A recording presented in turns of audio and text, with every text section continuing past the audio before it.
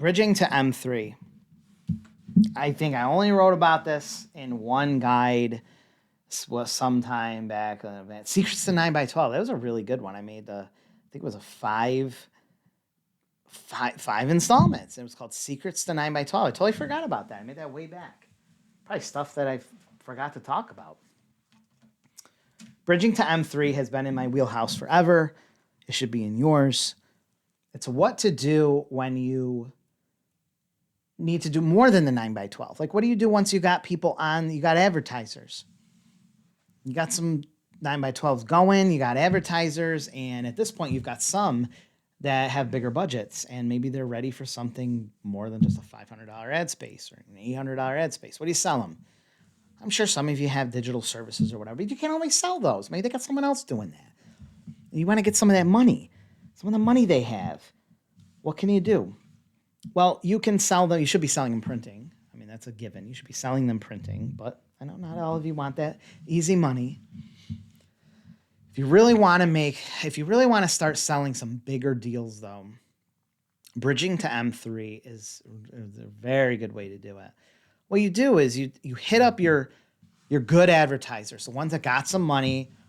This could be kitchen bath remodelers, roofers, any kind of real home improvement, window replacement. It could be flooring stores, could be bigger restaurants, big liquor stores, like things that do some heavy advertising. You're going to have clients like that, right? And they're going to need more than the card. They may be interested.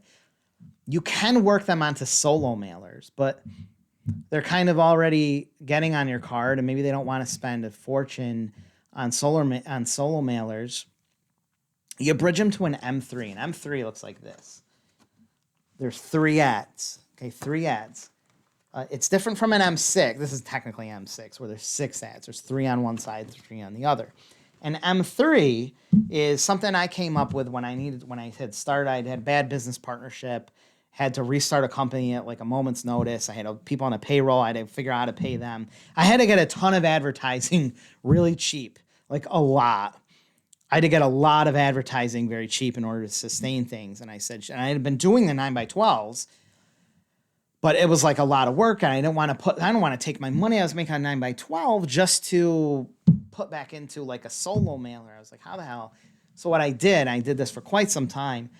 I was doing at one point like 15,000 every month of these M3. I said, I'll get 2 of my really good clients at a liquor store and a pizza place that are still really good clients.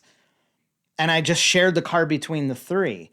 And this way I got the biggest advertising because I also didn't want 9x12 is great, but you do lose a little bit of impact because you've got like a whole ton of ads competing. And I wasn't using template ads at times. These look like a sloppy mess. Like if you really want the highest like exposure, fewer ads helps because someone gets it and they can instantly see your ad. Like 3 ads is really easy for someone to just comprehend, and it doesn't get lost in any other ad. So having 2 people paying for your ad is very powerful, and it's very cheap for someone to get like kind of a solo mailer piece and only have 2 other people on it, and it's just split between 3 people. You don't have to use your own business. You can.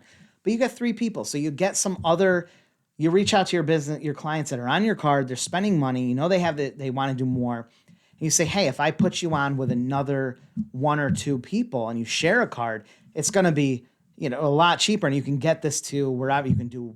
You want to do 20,000 cards, you want to do another 7,000 cards, or they may hit you up and say, hey, I want to do another one of these, or hey, I want to reach these areas, or how much would it cost here? You can come back and say, well, we can do a card on your own, but if you've got someone that you might want to share a space with, get them on the card and then you guys can split it. They'll find another person for you. That happens more than you think. They'll know other business owners. They'll have another business owner. They'll call them up and be like, Jerry, let's get on this card. I don't have to pay as much. You don't have to pay as much. We'll split it and we'll reach the same place. We're not competing. Very, very smart to bridge things over to M3 and keep it at 3 ads. Easier to manage, but M3s are about just cutting the costs down and getting as much exposure as you can. Bridging people over to M3s are great. You don't even have to send them EDM.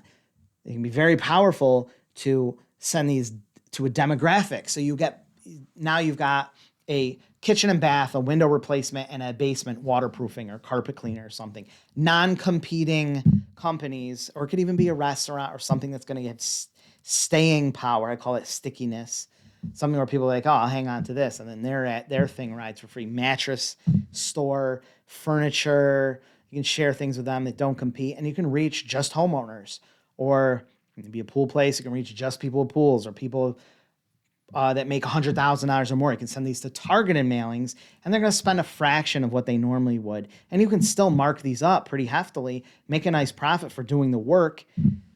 And now you're able to get these bigger deals, like someone who's going to spend $3,000, $4,000, $2,000, and they're getting a bargain because they're sharing the cost with someone else. So that's how M3 works.